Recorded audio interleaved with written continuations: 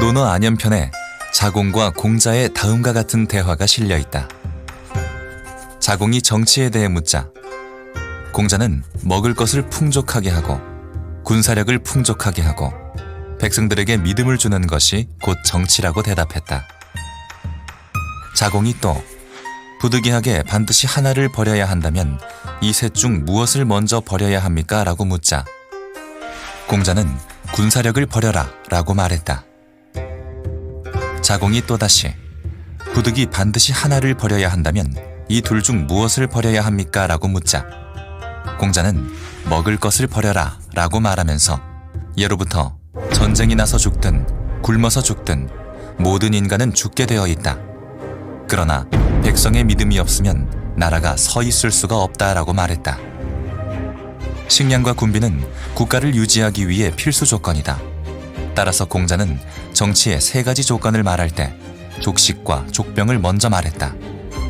그러나 택이란다면 식과 병이 아니라 신이라고 말한다. 이것은 식량과 군사력이 중요하지 않다는 의미가 아니다. 정치에 대한 백성의 신뢰가 무너지면 식량과 군사력이 모두 무너져버리고 말기 때문에 신을 가장 중요한 덕목으로 든 것이다.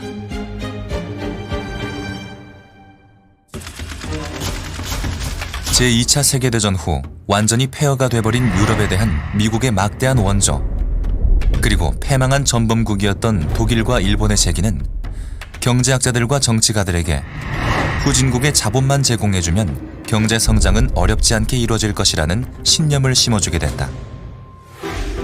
그러나 전후 아프리카, 중남미, 아시아 등 여러 후진국들에 대한 선진국 및 국제기구들의 막대한 원조에도 불구하고 많은 국가들이 빈곤에서 벗어나지 못하고 있다. 경제학자들은 경제 발전이 이루어지면 사회 발전이 뒤따라 이루어질 것으로 기대했다. 그러나 현실은 그렇게 되지 않았다. 아무리 경제 원조를 해줘도 기대하는 대로 사회 발전은커녕 경제 발전도 이루어지지 않았다. 이에 따라 경제학자들과 사회학자들은 사회자본에 주목하기 시작했다. 사회자본이 축적돼 있지 않고서는 물적 생산 요소가 아무리 풍부해도 경제 발전에 성공할 수 없다는 것이다. 그렇다면 사회자본이란 무엇인가?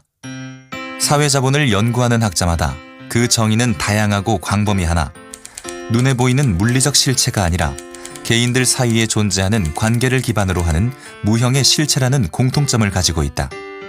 학자들이 사회자본에 포함시키는 요소들은 사회적 신뢰와 규범, 정직, 절제, 준법, 호혜주의, 일관성, 사회적 연결망, 연대와 결속력, 시민 참여, 자원봉사, 약속이행, 임무수행, 팀워크, 친절, 협동, 투명성, 청렴, 청결, 근면, 겸손, 덕, 관용 등이다.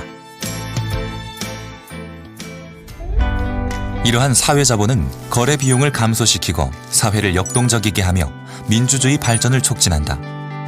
이런 요소들이 열악하다면 물적 생산 요소를 아무리 투입한다 하더라도 경제 성장이 불가능하다. 사회자본은 개인의 입장에서는 개인 자본이 될 수 있고 조직 차원에서는 조직 자본이 될 수 있다. 이러한 덕목들을 일정 수준 이상 갖추고 있지 못한 개인이나 조직은 사회적 성취를 이루기 힘들다.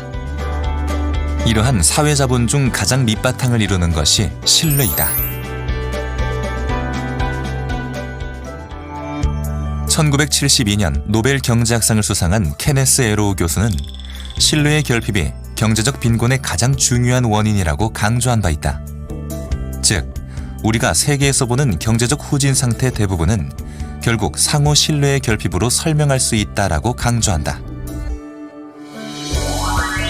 네트워크 마케팅 사업의 성공을 위해 가장 중요한 무형의 자본도 역시 신뢰이다.